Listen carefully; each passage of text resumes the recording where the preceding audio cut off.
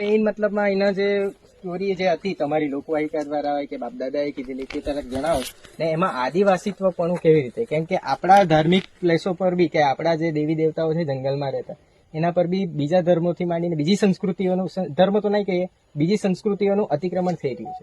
ને આ અત્યારે નહીં પણ આપણી અસ્મિતા પર ટૂંક સમયમાં જેવી આ જનરેશન ખતમ થશે ને એટલે બધા પર ભાવિત થવાનું છે. તેની જવાબદારી માટે આજે યુથ આવ્યું છે કે એ લોકો આગળની પેઢીને શું આપશે, તો આ જે મૂળિયા જે છે તે શું ફેલાઈને જશે ને શું પ્યોર કલ્ચર છે આપણું આદિવાસીનું તેને અનુલક્ષીને આજે તમારા થકી બે શબ્દ જે જાણવા મળે તે બી જાણીએ. પછી આનું શું નિરાકરણ કરાય, કેમ કે અહીંયા જ બ્લોગર વાળા ઘણા આવીને કહીએ કે ગમે તેમ એકલવ્ય બિલ થી લઈને બધી સ્ટોરી મતલબ રામાયણ મહાભારત થી લઈને પછી પાછું એ જ જો એક જ વસ્તુ છે તો દરેક જગ્યાએ કેવી રીતે.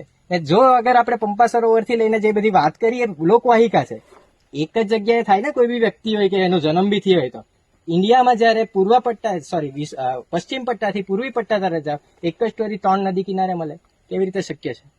આ ટેકનિકલ જીઓગ્રાફિકલ વસ્તુ છે, મતલબ અતિક્રમણ થયું છે ને એ લોકોનું કામ કર્યું છે. પણ અત્યારે જે આપણી ફરજ છે કે આપણા અહીંયાનું શું મહત્વ છે, કેવી રીતે એ થાય ને એનું લીગલી બી પ્રોટેક્શન આપણે કેવી રીતે કરી શકીએ. અને સામાજિક એ છે તો પહેલા તો એ જ છે કે આદિવાસી છે એટલે આ માલિક છે, માલિક જ જો એની છાપ છોડી જાય તો બીજું કોઈ કહેવાનું નથી રહેતું. ને તમે લોકો જે છે આ બધા જ વડીલો જેટલા છે એ લાસ્ટ લાઇબ્રેરી છે.